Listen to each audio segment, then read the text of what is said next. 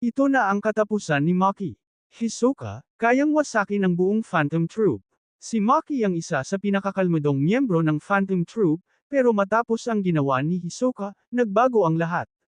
Hindi lang katawan ang sinira ni Hisoka, binuksan niya ang pinakamalalim na sugat ng nakaraan ng troop. Ang dating taong gumagamit ng nen para maghilom ng sugat, ngayon ay naghahanap ng paraan para wasakin ang isang tao. Pero ang tanong, si Maki ba ang manghuhuli kay Hisoka, o si Hisoka ang magiging dahilan ng tuluyang pagbagsak ni Maki? Sa video na ito, pag-uusapan natin ang madilim at emosyonal na kwento ni Maki ng Phantom Troop, at kung bakit ang kanyang laban kay Hisoka ay hindi lamang simpleng paghihiganti. Alamin natin ang tunay na dahilan kung bakit natuto si Maki ng Nen, ang koneksyon niya kay Sarasa at kung paano binuo ang Phantom Troop. Bakit ang Nen ability ni Maki ay ginawa para magpagaling, hindi pumatay? Kung bakit ang pagbabalik ni Hisoka ang sumira sa kanyang prinsipyo? At bakit maaaring si Maki ang isa sa pinakamapanganib na kalaban ni Hisoka? Sa mundo ng Hunter x Hunter, hindi lahat ng halimaw ay ipinanganak na masama. Minsan, ang pinakamabubuting tao ang nagiging pinakamadilim, kapag nawala ang bagay na pinakamahalaga sa kanila. Kung nagustuhan mo ang ganitong klaseng malalim na anime analysis, huwag kalimutang mag-like, mag-subscribe, at i-share ang video, para mas marami pang Hunter x Hunter fans ang makapanood. Sa buong mundo ng Hunter x Hunter, maraming karakter ang nakakatakot. May mga halimaw na kayang pumatay ng libo-libong tao. May mga taong walang awa. Pero may isang klase ng takot na mas malalim kaysa kamatayan. Ang takot na bumalik ang isang trauma na hindi mo kailanman nakalimutan. At ngayon, ang trauma na iyon ay bumalik sa buhay ni Maki. Dahil ang taong hinahanap niya ngayon ay hindi lang isang kalaban. Siya ang simbolo ng lahat ng bagay na sinira, ang kanyang nakaraan. Siya ay si Hisoka. Maraming fans ang nakakakita kay Maki, bilang isang tahimik at malamig na miyembro ng Phantom Troop.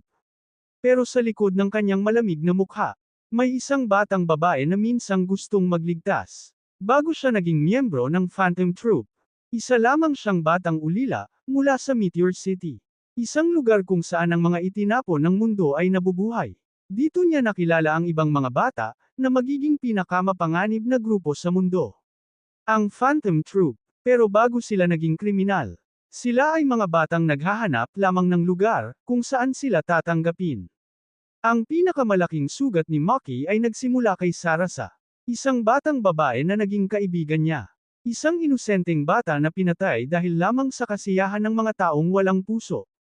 Nang makita ng grupo ang nangyari kay Sarasa, hindi lang lungkot ang naramdaman nila, galit, puot, at isang pangakong hindi na nila hahayaang mangyari ulit iyon. Doon nagsimula ang pagbabago. Doon nabuo ang Phantom Troop. Dahil kay Sarasa, may isang bagay na gustong gawin ni Maki. Hindi paghihiganti, hindi pagpatay, kundi ayusin ang nasira. Gusto niyang ibalik ang dignidad ng isang taong nawala. At doon niya natuklasan ang kanyang talento sa Nen. Ang kakayahan niya ay hindi talaga ginawa para manakit. Ito ay ginawa para maghilom. Ang kanyang mga sinulid ay simbolo ng isang bagay. Ang pagsasara ng sugat, ang pagbibigay ng kapayapaan. Pero ang problema, ang taong pinakamalaking sumira sa kanyang prinsipyo ay si Hisoka. Para kay Maki, ang buhay ay isang bagay na dapat ingatan. Pero para kay Hisoka, ang buhay ay isang laro. Naghahanap siya ng mga malalakas na kalaban. Naghahanap siya ng excitement. At kung kailangan niyang sirain ang sarili niya para maramdaman iyon ay gagawin niya. Ito ang dahilan kung bakit magkaiba sila. Si Maki ay gustong buuin ang mga nasira. Si Hisoka naman ay gustong makita kung gaano kalakas ang kayang sirain. Nang patayin ni Hisoka ang ilang miyembro ng Phantom Troop, hindi lamang katawan ang kanyang sinalakay. Binalikan niya ang trauma ng kanilang pagkabata. Ang paraan kung paano niya iniwan ang mga bangkay. Ang pagpapakita niya na parang laro lamang ang lahat. Ito ang nagpaalala kay Maki kay Sarasa. At dito nagbago ang lahat. Ang babaeng gustong magpagaling, ngayon ay gustong gumanti. Ang laban ni Hisoka at Maki ay hindi lamang tungkol sa lakas ng Nen. Ito ay tungkol sa dalawang magkaibang paniniwala. Isang tao na gustong maghilom. At isang tao na gustong sirain ang lahat para makahanap ng kasiyahan. Pero ang pinakamalaking tanong, Kapag natalo ni Maki si Hisoka, matatapos ba talaga ang kanyang sakit? O magiging katulad niya rin ba siya? Dahil sa mundo ng Hunter x Hunter, ang pinakamapanganib na kalaban ay hindi palaging ang pinakamalakas. Minsan, ang pinakamapanganib ay ang taong nawalan na ng dahilan para manatiling mabuti. At ngayon, nasa kamay ni Maki ang isang malaking desisyon. Papayag ba siyang maging halimaw para talunin ang isang halimaw? O mahahanap niya pa rin ang dating sarili niya na gustong maghilim? Ano sa tingin niyo mga Hunter x Hunter fans? Si Maki ba ang magiging dahilan ng pagbagsak ni Hisoka, o si Hisoka ang magiging dahilan ng tuluyang pagkawala ng tunay na Maki? E-comment ang inyong theory. Maraming salamat sa panunood.